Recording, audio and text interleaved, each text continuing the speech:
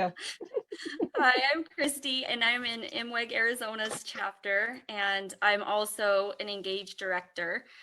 And we have Shauna with us, kind of running things behind the scenes, as well as Rachel. I'm Rachel. I'm the Encircle Director for MWEG, and I'm also a member of the Arizona chapter. And we wanted to, okay, this is my first Facebook Live, just so you know. I think Christie's as well.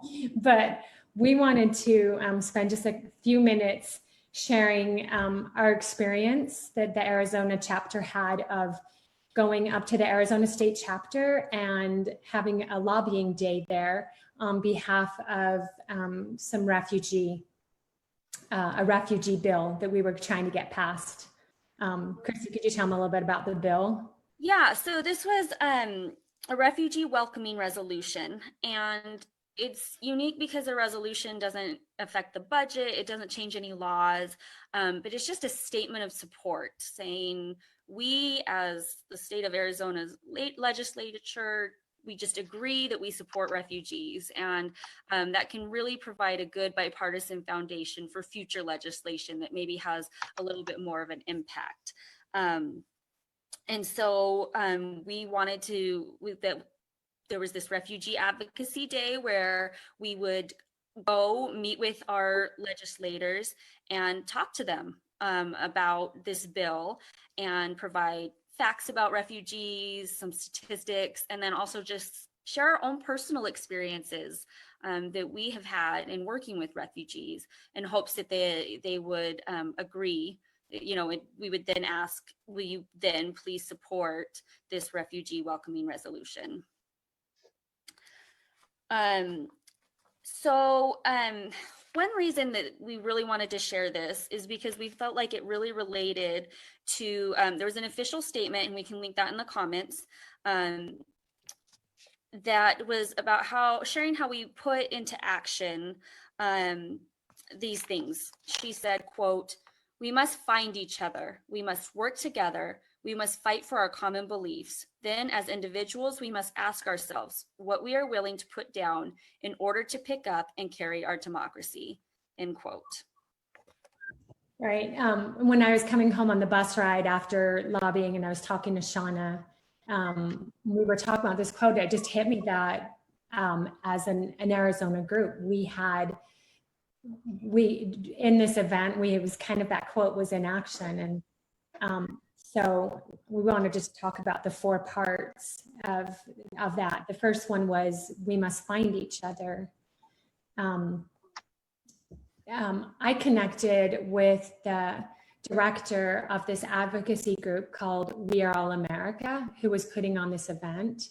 The director's name is Nada, and I met her probably 3 years ago when she was looking for volunteers to help with an event she was putting on called Walk a Mile in a Refugee's Shoes.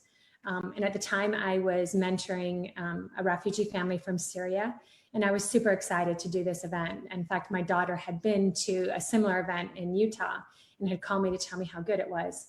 So I helped her for the last 2 years on that event, and she was really happy with my help because we got to use the tables and chairs from the Stake Center, so they didn't have to rent them and spend money. And I also was able to bring some friends along from church to help with that. And so when she was organizing this lobbying day, and knowing that some of the senators they'd be lobbying were members of our faith, were LDS, she eagerly reached out to me to see if I could help provide support again, and especially if I could help get some other Mormons to come along on that lobbying day. She really felt like our voice was going to be really helpful. And when she said that, it's just like, oh, ding, ding, ding, the MWEG, we can totally do this. And I called or texted Christie that day, and I said, what do you think? And then Christie kind of took over from there. Yeah, and so I talked with Nada and tried to get all the details I could, and then really tried to talk it up in the chapter, the Arizona chapter Facebook group. And through that, we were able to actually get a good little group of us from MWEG that were able to attend the Refugee Advocacy Day in person. And we also had connections. I personally had a connection with the IRC, which is resettlement agency. And we were able to make all kinds of other connections that day. We met with former legislators who could give us tips. We met people in other refugee organizations that a lot of us had only talked to, over the internet on Facebook, and just find lots of people from other organizations who had similar beliefs and believed in that cause. To be honest, several of us had not met, several of the MWEG sisters had not met in person. And I think it was really valuable to get to see each other face to face, and truly, after finding each other, then move on to working together. We were assigned, everyone there was assigned groups. So some of us MWEG sisters were together and some of us weren't. And had different meetings set up with the legislators. And it was great to be able to come together and work together to try to strategize, and particularly for the legislators who are of our faith, figure out what would be most meaningful to them, what kinds of stats and the stories can we share that would probably reach them the most effectively. And Rachel had a really awesome experience with that. Yeah, well, when we were sitting together, as the MWEG sisters were sitting together, kind of talking about what we would do, I had another group come up to me and said, "Hey, is your name Rachel?" I'm like, "Yeah." And they said, "I heard that we need to talk to you." And they were tasked with going to see the senator from Snowflake. I can't remember her name. It was a female, and she was Mormon. And she had made some statements in the past that showed that she was not supportive of immigration and refugees, and they were a little bit worried. And they said, "We hear that we need your voice." And I said, "I'd be happy to join your group." And so we had an appointment set up. We walked into our office and it was me. Then there were probably 3 or 4 other refugees there and a couple of other advocates. And they had me start because they wanted me to make a connection with her through our faith. So I was able to share with her that I was a member of the Rincon Stake here in Tucson, that I was a member of Mormon Women for Ethical Government, that I had spent the last 3 years being a mentor to a Syrian family. And as I started to talk, her face just lit up and she said, "When I was younger, my family," she didn't use the word mentor, she said, "sponsored a Hmong refugee family. And it was a really good experience. And we're still friends with that family today." And just being able to share that common experience, we could see that we had an ally. And so she started asking questions. She asked questions of each of the refugees in there. She wanted to know what they were doing for work, and about their families and about their experiences that led them to come to the United States. And her heart was very soft. And at the end, the most important thing, we told her about the welcoming resolution bill. And then we asked her if she would support us with her vote.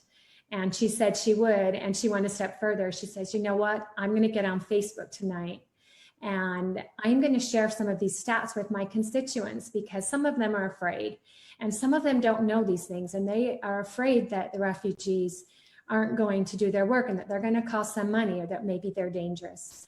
And so it was such a good experience. We left feeling very confident that we had her support. And when we went to 3 other senators' offices and had very similar experiences, all of them were very supportive. I'm not sure, Christie, if yours were also positive, but ours, all of the ones I talked to were right on board. Mine didn't all go quite so well. One refused to meet with us, and another had set an appointment but was unable to keep that appointment at the last minute. And then our senator only gave us about 5 minutes. But the good thing about that was we were able previously to meet with him. And so we had already kind of shared some of the information. So all we just had to do was quick confirmation: "You're still supportive?" "Yes." And we went straight from there to the Senate floor. So all of us gathered back together. and went to the Senate chamber where they read the text of the resolution. And that was really powerful. I'd never attended a Senate session before. And so to be able to hear it read, something that I was passionate and cared about and had been lobbying for. I had been personally advocating for this, and to hear them read it was a really cool thing. Unfortunately, I had to take off and didn't know how it ended, but Rachel was texting me saying that she had heard that, or that she was there and that it had passed unanimously in the Senate, which was just surprising but incredible. It was more than surprising. It was totally unexpected because everything that we have been taught, we were expecting that if we were lucky, the Senate President, Karen Fann, would assign this to a committee that we wanted her to assign it to, and that when it got to committee, that hopefully they would vote to get that passed. And in some miraculous way, the president of the Senate decided to forego the committee and to just take a floor vote, and it passed unanimously. And so when it passed, we were all kind of shocked because nobody was expecting that. And then when we figured out what had happened, I texted Christie, and we went back into the room where all the refugees and the advocates and the advocacy group were gathered and just celebrated. Now, it has to pass the House still, but it actually last year passed the House. It got stuck in the Senate. And so the fact that it passed the Senate first this year leads us to believe that we're probably on pretty safe ground, that I think we can get this through. But certainly we did fight for our common beliefs and had a wonderful result. And I think the last part of the quote, sorry, go ahead, Christie. No, you're fine. And are still fighting. I've still been in contact with the Speaker of the House, who's actually in my ward, trying to set up a meeting just to confirm that things will go well on the House as well. So we both, and everyone who attended, had to put things down. As I mentioned, I had to leave early because my little girl was sick. I painstakingly arranged for childcare and rides, and the morning of, she was sick and had to shuffle, and my husband had to stay home from work. And it's always a challenge. We're all busy with our different things, and Rachel did as well, and had a 2-hour drive she had to make as well. On a bus. I got to go on a bus, but yeah, I have a family of 7 kids. So anytime I do something like this, I leave my house in disarray. And I left at 6 a.m. and got back at 6 p.m. And I knew my family wouldn't make dinner, but luckily there were leftovers from the lunch that I brought home, and I just fed them sandwiches and called a friend quickly at 3 o'clock to have her pick my kids up from the bus stop. So everything worked out. But to do stuff like this, yeah, we have to make sacrifices. I definitely have to make sacrifices to my family. And I'm often left trying to explain to my husband, this is really important. Please support me on this one. I believe in this. And I think he's trying to believe in it, but it's hard. But it was a great experience that, if I could, the takeaways from it that we would like to share with you is, one, get connected in your chapters. If you haven't had a chance to connect in your state chapter, do so now, because this kind of advocacy work, this is going to be done in your state chapters. And so if you're not there yet, I think we're going to put the link in there. Try to connect. You have a chapter leader that can help you find out what's going on. And you have a Facebook discussion group there that you can share needs and opportunities with. Definitely. If there's just like, this is a cause that that I'm passionate about, put it out there in your chapter. Say, hey, this is something I care about. Who else cares about this? And then you can connect with other organizations that are already involved on the ground doing that advocacy work. And if, at any time, MWEG leadership would love to step in and try to help too. It just was, I thought our experience was so wonderful in finding each other, working together, fighting for our common beliefs. And even if we had to put things down, I really felt like we were able to carry our democracy in a small way. And I would love other sisters to feel empowered that way too. Yeah. Anyway, thanks for joining us, guys. Thank you. Enjoy the rest of your afternoon.